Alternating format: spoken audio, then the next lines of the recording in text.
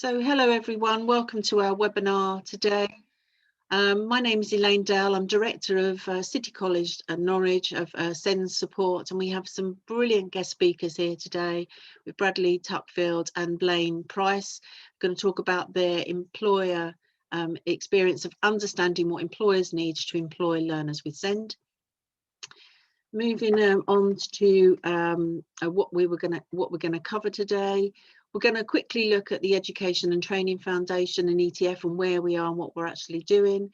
I've got some data to reflect on to really set the scene today, and some research and reports, employer incentives, and then getting over to the bit that we've all signed up for today is really about an employer experience and any discussions and things that we need to take away. A bit about ETF. Now, I'm imagining that all of you know about the Education and Training Foundation and their gateway. Please do keep an eye on those links. I'm sure you do, but we're updating resources all of the time on webinars and activities. And when I mean we, I'm talking about Western and Derby and ourselves, Norwich. We've got another year of funding, we're pleased to say, from the Department for Education, and our focus is around employability. So people at Western are focusing on that area, from training staff and looking at mental health for staff and students. Derby's focusing on that preparation for adulthood and as far as the curriculum goes, and thinking about how we get people into employment.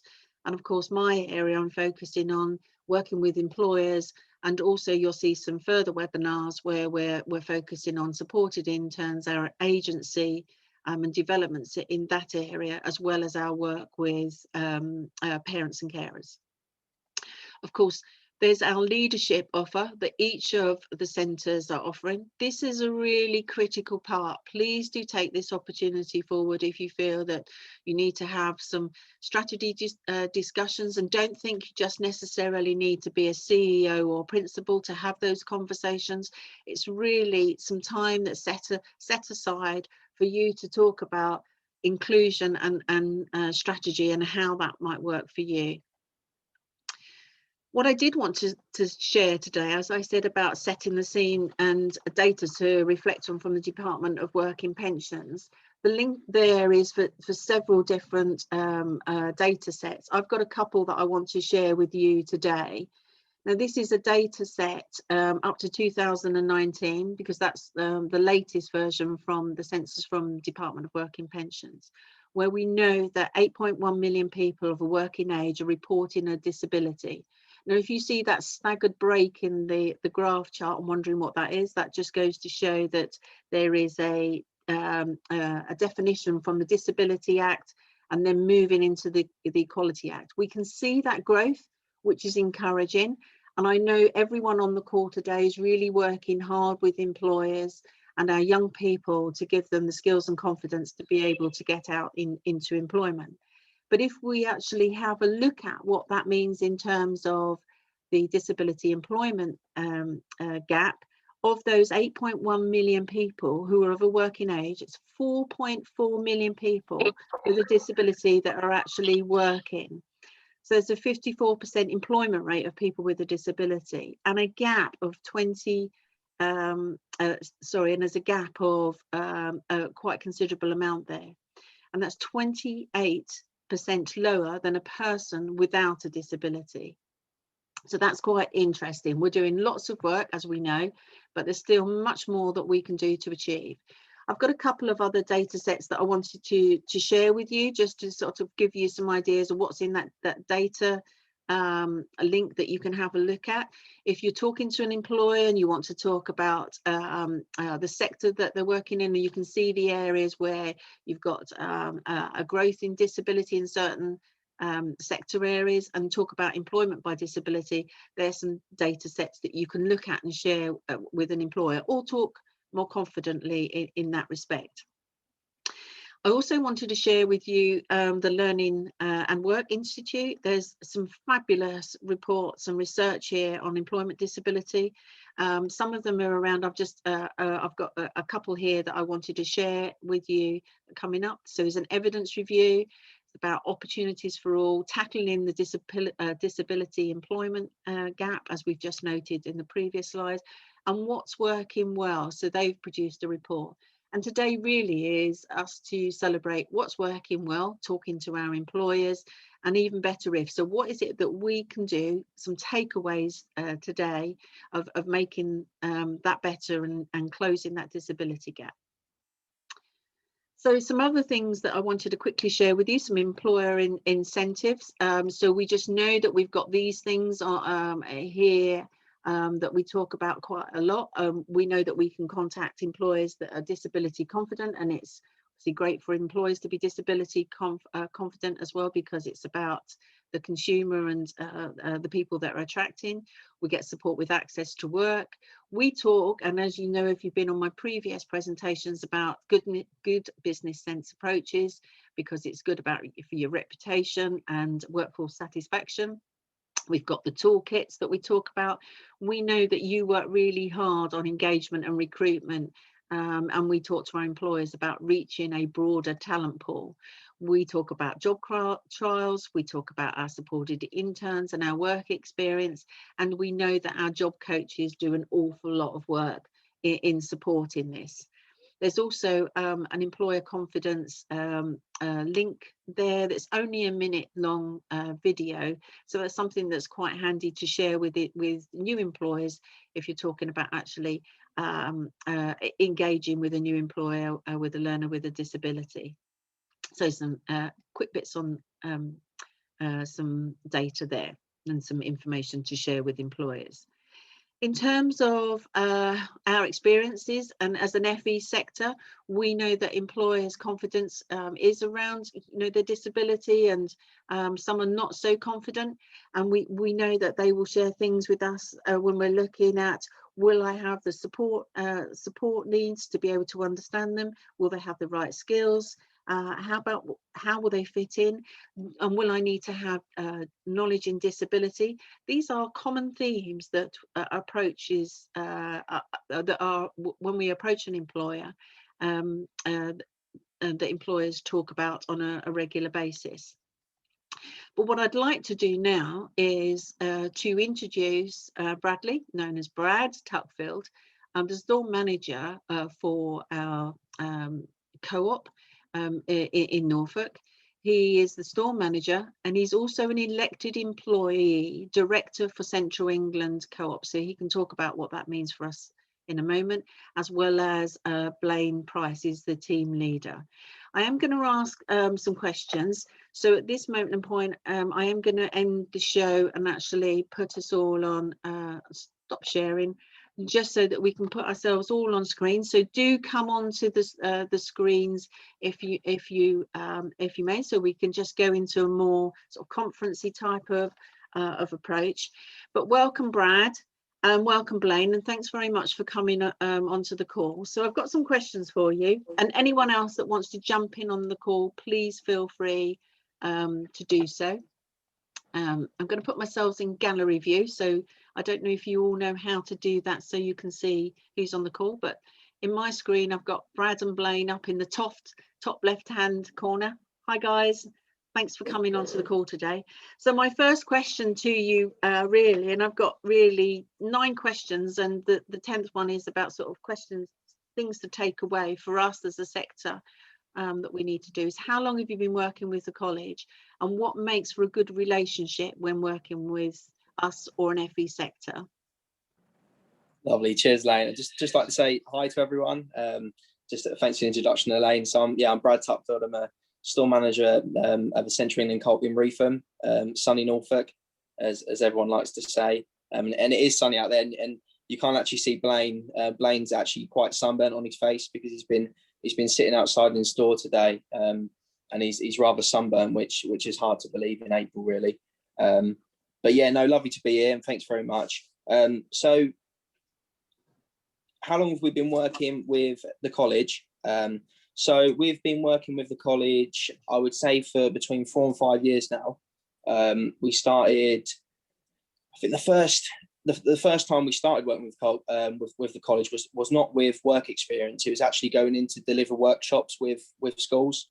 and the college itself.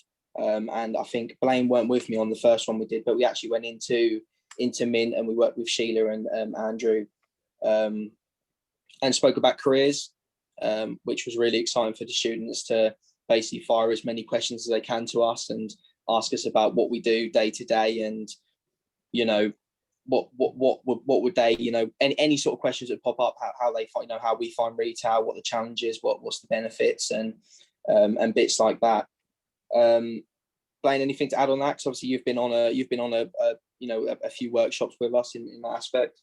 Not really. As I say, we went into the forum in Norwich when Mint was in there, and then obviously to City College doing workshops, explaining to them about not just what it's like to work for the cooperative and the society, but also where it all became and started, and giving them some back education on the cooperative society and stuff. But yeah, no. And the purpose of the workshops really is to encourage learners with a disability to be able to think about their employment opportunities. You're looking at, I suppose, some skills development. So you're sort of talking about career chats and thinking about their opportunities, as well as what you're looking for as an employer. Yeah, I think we always like to start the conversation when we go in there. We like to, when we could go in the classrooms, and we ask them, what's your 5-year plan? And it's always a question that people can sometimes find quite scary. Like, what do I want to do in 5 years? But it's, barriers or no barriers. It's great to actually see the drive and the enthusiasm all the students come out with. Whether it's, they want to be a manager of JD, or they want to be an architect, or they want to be a lawyer. It's great to sit there and actually listen to them and just feel the drive they've all got. And it's something that I can relate to, and Blaine as well, because we've all been there. We've all had these dreams and ambitions, and I was speaking to my dad not long ago and saying, Dad, remember when I wanted to be a barrister? And we sat and had a good laugh. And instead, I've took a completely different route, because I tried law and realised that I didn't really enjoy it. So, now I'm a store manager, and I wouldn't change it for the world. So it's always great to have a taste of everyone's sort of ambition and drive when we first go in there. So Brad, can you tell us about some success stories about student placements and gaining work with you, please? Yeah, we've had I think I've had five students, 5 students I've had. And we've had, we're before I worked in Refurb, I was in Chroma, and we've got a young student who Blaine will talk about in a sec, because Blaine knows him really, really well on a personal level as well. And we had a young person that started on work experience through Mint, through City College, and he was unbelievable. He had everything we could have wanted in a customer service assistant. And and I spoke to Elaine briefly about, the one thing that gets me is that we can't give everyone a job. But obviously the success story in that is, we were able to give him a position afterwards. And, I think Blaine worked closely with him. So Blaine, if you wanted to sort of, what sort of tasks he went through and what bits and bobs he was doing.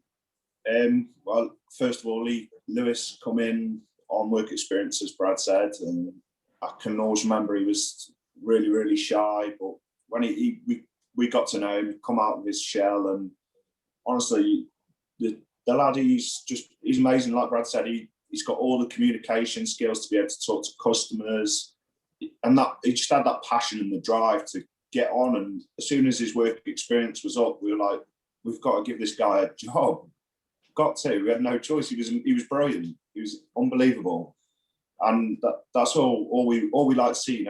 We don't care about your GCSEs or whatever. It's not about that. If you've got that drive and that passion, you can do the job.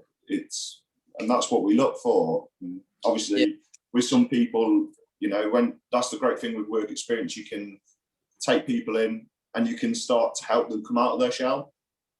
And then when you start seeing them, they absolutely flower and blossom. He's a genuinely absolutely lovely guy as well. Yeah, we did actually try. We did try and pinch him to come over to Refurb with us, because we obviously being at Chroma, he was so good. So we did try and pinch him, but they were having none of it. And I think to to have a student, you know, with barriers like that, you know, you can almost say we almost tried to headhunt him to get him over to another shop because he was unbelievable. And you know, you look at some of the other students we've had that, you know, like Blaine touched on, that you know were afraid to say hello, and you know they would sort of not talk to anyone to start with, and they were very shy, very closed, and you know they're you know maybe quite a lot of anxieties. And by the end of the work experience, and that's what me and Blaine say to each other, by the end of the work experience, we want them to blossom, we want them to thrive, and you know, and barriers aside, to have every single chance of fulfilling a customer service role. And if it means, you know, working for the co-op or working for a competitor, or you know, or any other skills that you can gain, I think retail is quite a magical industry where you don't have to have a certain set of skills. You can adapt to different departments and different aspects of the workplace. So yeah, there's been loads of great success stories. And like I said, the only downfall is that unfortunately not everyone can get, we can't offer paid employment to everyone as much as I'd love to. And I've bent over backwards to get the students in, you know, part-time jobs. But I suppose it's what they get from the work experience that matters, you know, more than maybe having a few £100 in their bank at the end of the month. It's what the skills they're gaining as well. And, you know, we want to make sure that we use the you know, 6, 12, you know, if they want to extend even longer, just to make sure they get as many skills and attributes as they want from it. So taking from that, the working with the college is about work experience first. So it is about the supported agency, putting a young person, a learner, in a placement with you, and then you're developing their skills. And am I right in thinking that your approach, it's not about actually thinking about the disability and concerning, because I think people on the call and our experience is it's actually employers want to know about disability, but from your perspective, it's actually, well, it's about an individual.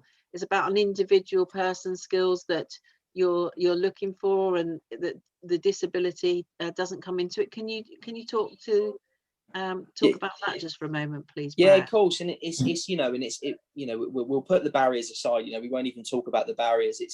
It's more if we have, say we've got a 12-hour vacancy going, and you know we've got interviews and we look at CVs and stuff, and you know me and Blaine are very good at it. We, you know, someone could have a massive list of, you know, achievements and be academically so bright, but when you actually meet the person, you know, they might not be as bright and bubbly and as you know, have the drive as what someone else that maybe is not as academic.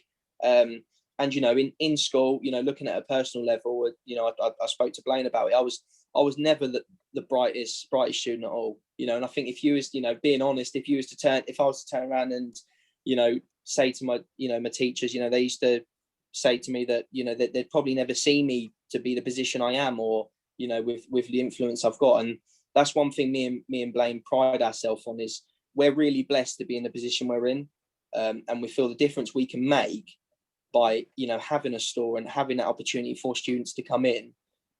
We believe that it's something that we need to take full advantage of, and that's why we try. Obviously, COVID has affected that massively, but we're looking forward to, fingers crossed, the 21st of June, where we can get a few more students in straight afterwards. So I think what I wanted to share, can I just ask other people, if you're not speaking, would you mind just popping yourself on mute? That'd be really helpful, thank you. Could I ask, where you've just said it's actually just looking at the individual, and you also talk about your experience, Brad. I think you're very relatable, and we use this expression as about see it and believe it, so that you're a great role model, and so young people, learners, can actually see that you may have had some barriers, but actually look what you're doing and where you are now, and so you're very relatable.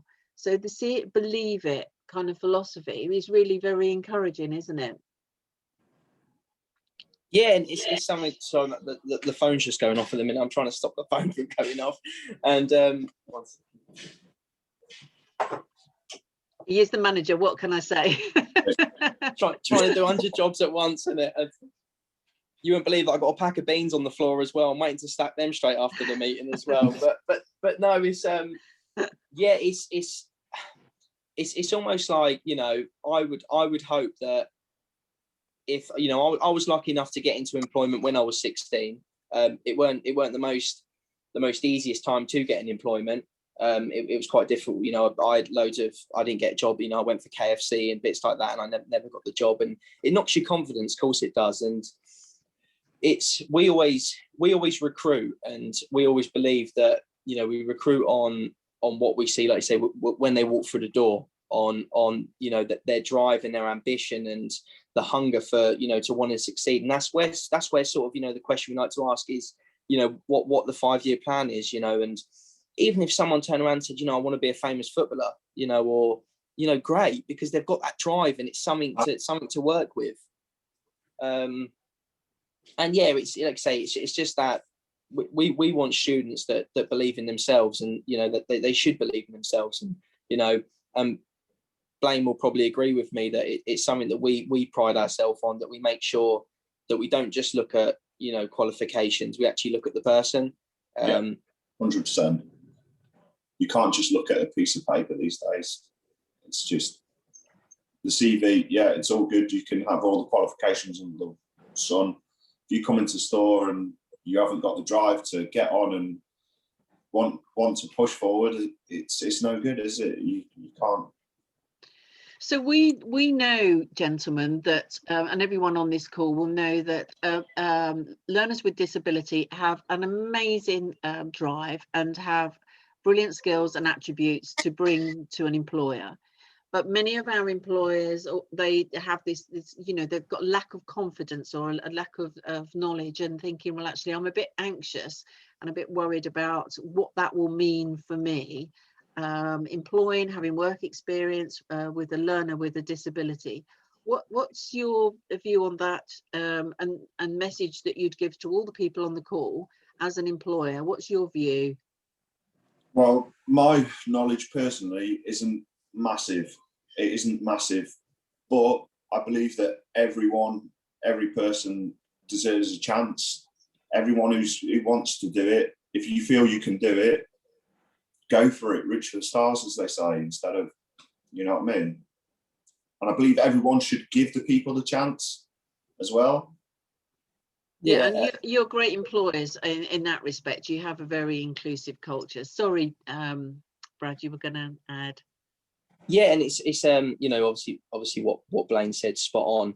And it's almost like the way we've always looked at it is that, you know, and I think employers, you know, and it's not so much employing, I think it's human. I think it's not so much that you're employers, I think you're just human. You know what I mean? I understand that, you know, and I'm 26, you know, I'm 26 and I've not got a whole massive load of years of experience under my belt either, but I'm human. You know what I mean? I've been in school, I've worked with students that, you know, that have had barriers, and, you know, my parents are foster carers, and we've had kids in that have needed more attention and more support. And it's just, I don't know, I'm very passionate on the subject, and I just think that, you know, retail is such a massive sector, and I just feel like sometimes we're definitely missing a trick with it, because we've got, and I understand that sometimes it can, you know, it could frighten employers, you know, to get maybe someone on work experience with barriers, but the team thrive on it as well. Like we've had nothing but good responses from the, you know, my team that we've had the students work with. You know, they've gained loads from it as well. And I think, how can you turn something away without trying? And I don't think it's to do with, you know, employers. I think it's just to do with if you're a human or not, because why not give them a chance, you know? So, Brad, your additional role that you have, where if you'd like to just talk about that in just a moment, in terms of your director role, and I'd like to understand how that has an impact, and what's, you know, your philosophy, how you personally feel about it, and what you're kind of lobbying and trying to do sort of nationally when you're thinking about the culture of your organisation. Do you want to just talk about what you do and Because it Yeah, yeah. is inspirational. Yeah, so obviously being a store manager as well, I recently in October I got elected as a director, as an employee representative on the board. And as a, you know, I don't know if everyone knows, but as a co-op, you're owned by the members, and the members can elect the board on, and it's split between, we've got two employee representatives, and the rest are lay members, just ordinary customers really, that have a voice on the board. And yeah, it's just almost, you know, firstly, I think when you think of a boardroom and a board of directors, you think of big suits and scary, you know, men and women, and it's just almost so nice just to have, you know, have it a bit more diverse and have it, you know, a younger voice on the board as well. And, you know, I was really grateful for everyone voting and electing me on.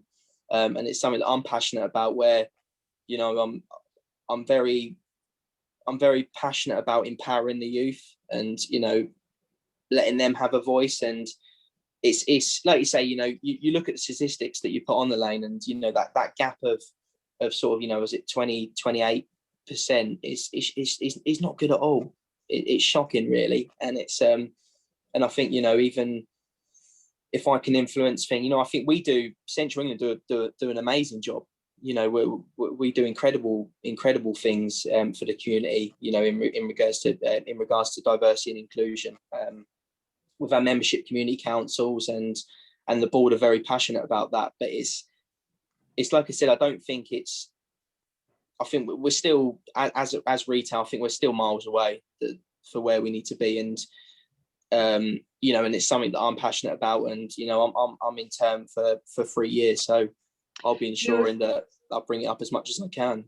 Excellent, and that's really great to hear that you're lobbying for that. You've also, the co-op has key performance indicators. Can you just talk a bit about that, and what and some of the strategies that are in place with the co-op? Because I know all of people on the call here, they're not working with the co-op. They most definitely will want to afterwards. Yeah, well, we basically, our values and principles is our life, you know, is our blood of the society. And it's you know, it's almost when you go back to, you look at the Rochdale pioneers in 1844, and, you know, 28 members all put a pound in to make sure that we see, you know, social justice really, you know, because back then they were, you know, and that's where it stems from. Back then, you know, I don't know if any of you know, how many of you know the history of it. You know, it's stuff like they were putting copper in butter to make it, you know, go yellow, so they could sell it. And they were putting, you know, tree leaves in tea bags to bulk up the tea bags and stuff. And back then, and it was shocking really. And it's little things like that. And it's our, you know, it's our values and principles, our lifeline, like inclusion and diversity. And it's, we've got a lot in place to make sure we're achieving that. And so far, you know, we're doing really, really well. But it's, you know, you can always improve, you can always get better. You know, it's the same as a lot of other employers. One of your key performance indicators is about a younger workforce, isn't it? Or to encourage a younger consumer as well. And I suppose when we're looking at, if you've got a diverse workforce, you're then appealing to a diverse consumer as well, isn't it? And that's absolutely integral. And that's where we talk about on other webinars about making good business sense. So for you, I think one of the things that you're working to is to have a young workforce, and obviously for you and Blaine are a representative of that. Is that something that that is with all co-ops nationally? Is that something that's a key performance indicator? Yeah, I think if you was just to rely on, you know, the customers you've got now and maybe the workforce, you know, you're never going to grow. So there's so many opportunities, especially, and I think we've all seen it from COVID, you know, how technology is advanced. And, you know, and like I say, it's the first time me and Blaine's ever been on a webinar, you know what I mean? We're used to just stacking shelves and being in store. So it's all just new to us really. And it's how you adapt to it. And it's stuff like, you know, putting our membership thing on an app, so people can use their membership card and get offers through apps. And, you know, and I suppose when you're talking about apps, you're talking about computers, you know, that would probably be more appealing for the younger generation than it would for the older generation. You know, you look at what we're bringing into place when we've got self checkouts in store, you know, and it's hard to sell that to the older customer, but you know, the students that come in, they thrive on it. And when we're trying to, you know, maybe implement something new in store, it can go both ways. You know, you almost need that experience, but then it's always good to have younger people for sure. And yeah, so it's cool. It's pros and cons in both. It's great to have experience, you know, and you always need the colleagues that don't go anywhere and want to work their whole life with you because they know the store, you know, from the back of their hand. But then it's always nice to have fresh blood, new sort of fire in their belly, eye of the tiger sort of style of workforce as well. Thank you. And just really for thinking about some key points of sharing with colleges on the call today, I would just, what do you think colleges need to think about when approaching an employer? When approaching you for the first time, what would you say was the key part and things that you need as an employer? I always feel like, obviously, the first thing I think in any scenario, you've got to build a relationship, don't you?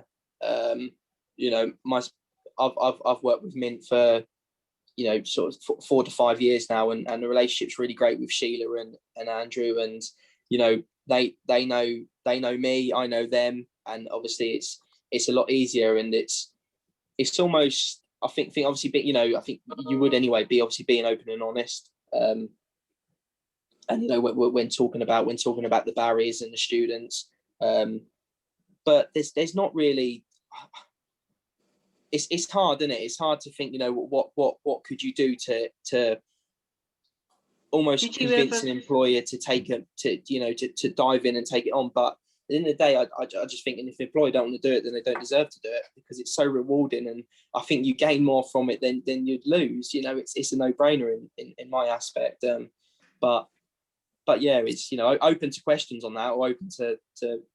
And I know that you've said that you've some of your learners that you've had on work experience, your customers come back and say, oh, I want to see so and so, because they're just, you know, they bring such an amazing energy, and that we know that SEND learners do, don't they, to an environment.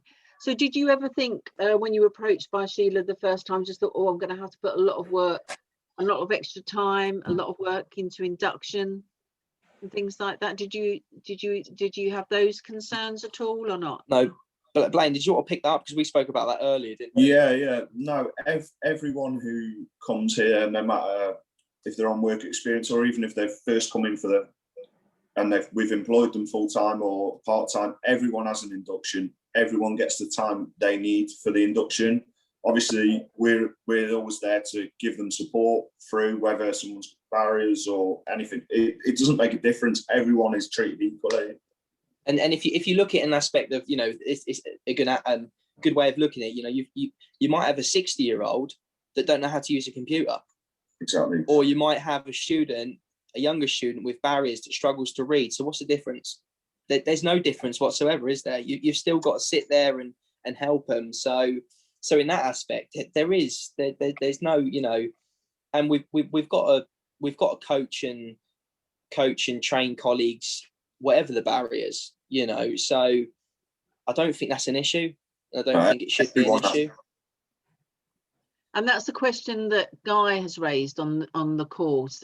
So there's some questions in the chat that I'm just going to propose to you. So Guy is actually saying, do you think that with regards to reasonable adjustment, do you feel employers are familiar with this idea? I mean, you've just talked about that as far as how much you expected to do, but is that something you're familiar with when you're looking at that? Yes, you are, because you've just answered it, but I don't know if you wanted to extend on that. Yeah, go on, Blaine. Did you want? I didn't say nothing, though. Oh, right, I thought you did that. Yeah, sorry, we're just getting used to a webinar, aren't we? Yeah. No, and that's it. You know, it's when you look at it as employers that shy away from it. Well, then how do they know how much time they have to invest? you know, if they're not And doing it, well, then how do they know? And a reasonable adjustment, I think Guy's sort of highlighting that sort of terminology. If we would say to you, or, you know, we've got a learner coming along, you're going to need to make some reasonable adjustments. You know, you